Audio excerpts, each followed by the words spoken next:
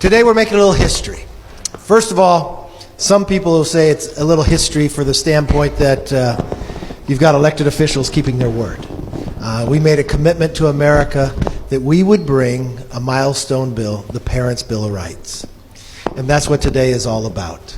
It's about every parent, every mom and dad, but most importantly, about the students in America today. This is H.R. 5 for a very important reason. When you turn about 5 is when you start going to kindergarten, right? You start your education. But this bill, with Julia Lutlow, kind of sits on 5 main pillars. The right to know what's being taught in the school and for you to be able to see the reading materials, right? The right to be heard.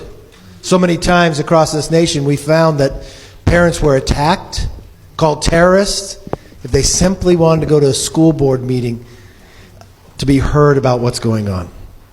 The right to see the school budgets and how they spend their money. The right to protect your child's privacy. And the right to be updated on any violent activity at the school. We think these are pretty basic things that everybody and every parent should have a right to. Because it doesn't matter if you're from Louisiana, Florida, Indiana, New York, or North Carolina, or even California. It doesn't matter the color of your skin, your wealth.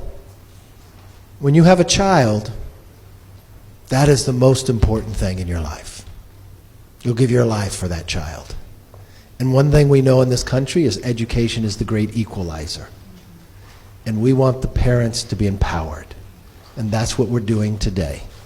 That you have a say in your kids' education, not government, and not telling you what to do.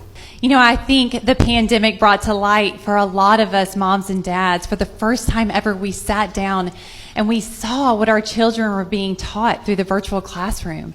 And when we saw that, so many of us were disheartened with what we were viewing.